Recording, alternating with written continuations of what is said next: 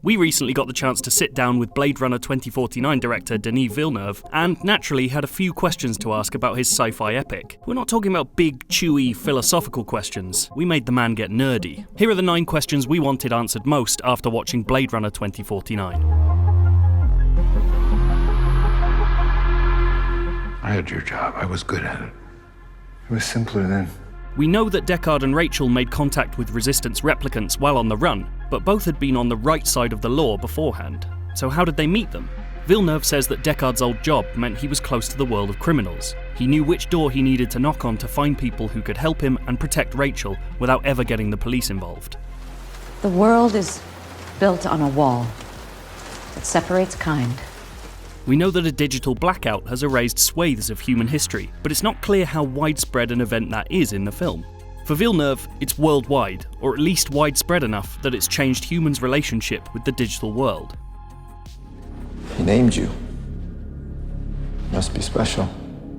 Wallace's murderous PA, Love, is often seen shedding a single tear in her most terrifying moments. So what is it that sets her off? To use Villeneuve's words, it's that, emotionally, she's a bit f***ed up.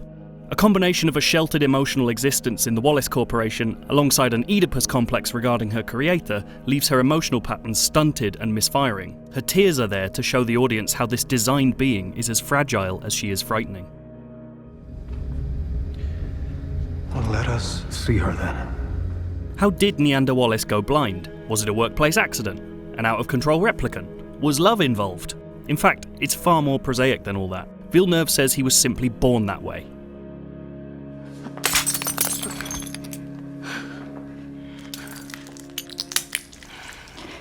You tiny thing. When Lieutenant Joshi's killed, we see a glass crushed into her hand, to which she barely reacts. Given the Blade Runner series' preoccupation with uncertainty over who's human and who's replicant, is this a clue that she's not the human we took her to be? As it turns out, no, it's quite the opposite. Villeneuve sees her refusal to cry out as her final proof of humanity, keeping her dignity until the bitter end, but he's very happy that people took it differently. We all wish it was us.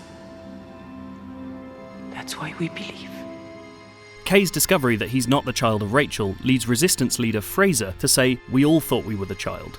So does that mean that every Resistance member has had Kay's horse toy memory implanted to lead them there? Villeneuve says no, and that it's used in a more abstract sense. Every replicant in the Resistance has heard the legend of a replicant child, but Kay remains unique in how he discovered it.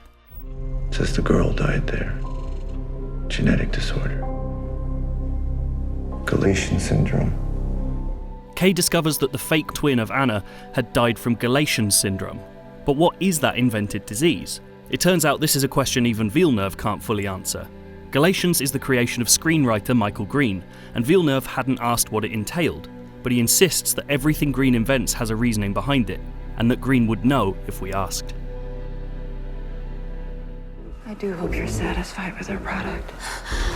I love you.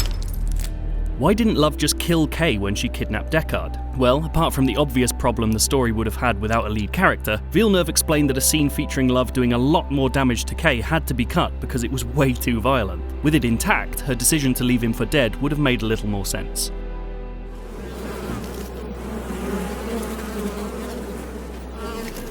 Probably our nerdiest question of all. If those bees Kay spots are the only living things in the desert, what are they living off of?